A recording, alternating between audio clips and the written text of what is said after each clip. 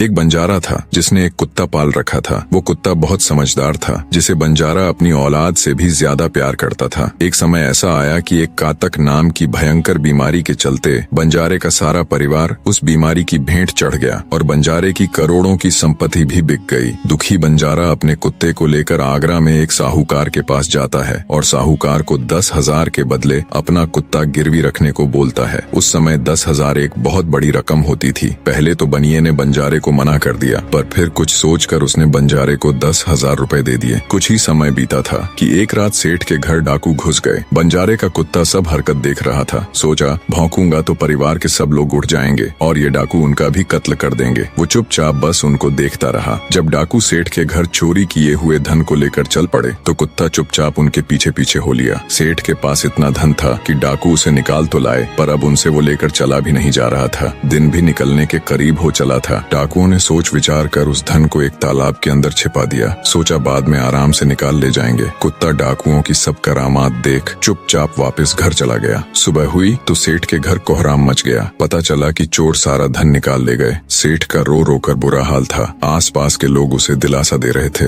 सेठ ने रोते रोते कहा, मैंने सुना था बंजारे का कुत्ता बहुत समझदार है, पर ये नमक हराम तो एक बार भौंका तक नहीं। तभी बंजारे का कुत्ता उस सेठ की धोती पकड़कर खींचने लगा। कुत्ते की हरकत देख पास खड़े एक समझदार व्यक्ति ने सेठ से कहा, सेठ जी, ये कुत्ता कुछ कहना चाहता है, हमें इसकी सुननी चाहिए। और सभी लोग कुत्ते के पीछे पीछे हो लिए। सबको लेकर कुत्ता उसी तालाब के पास पहुंच गया जहां रात को डाकुओं ने सारा धन छिपाया था, और तालाब में घुसकर अशर्फियों से भरी थैली अपने मुंह में दबाकर बाहर आया। तुरंत सेठ के नौकर उस तालाब में कूद गए और चोरी किया हुआ सारा धन बरामद कर लिया। सब देख सेठ आंखों में अश्रु लिए कुत्ते से कहता है, मुझे माफ कर देना, मैंने तुम्हें बहुत बुरा भला कहा। सेठ ने वही कागज मंगवाया और बंजारे के नाम चिट्ठी लिखी, भाई बंजारे, तेरे कुत्ते ने मेरे 10,000 पूरे कर दिए। मैं तेरे कुत्ते को तेरे पास भेज रहा हूँ। अगर तुझे और भी 10, 20, 50,000 की जरूरत हो तो मेरे पास आकर ले जाना। इतने समझदार कुत्ते को मेरे पास छोड़ने के लिए तहे दिल से तुम्हारा धन्यवाद। बनिया चिट्ठी कुत्ते के गले में टांग उसे नम आंखों से विदाई देता है। कुत्ता घूमता घूमता जब 4-5 दिन बाद बंजारे के पास पहुँचता है तो कुत्ते को आता देख बंजारे के तन बदन में आग लग जाती है। कहता है, मैं तुझे बनिए के पास गिरवी रख कर आया था और तू वहाँ से भाग आया। तूने मेरी बेइज्जती करवा दी। गुस्से में अंधा हुआ बंजारा तुरंत पिस्तौल निकाल कुत्ते को गोली मार देता है और सिर पकड़कर वहीं बैठ जाता है। कुछ देर बाद जब उसकी नजर कुत्ते के गले में टंगी हुई पर्ची पर पड़ी तब बंजारा वो पर्ची निकाल उसे पढ़ता है। पर्ची पढ़ते ही बंजारा फट पड़ता है। वो दहाड़े मार मार खून के आंसू रोता है। पर अब भला क्या हो सकता था। बंजारे की कहानी सुना महेंद्र गुप्त ठग की बेटी से कहता है, एक और कहानी सुनो लड़की।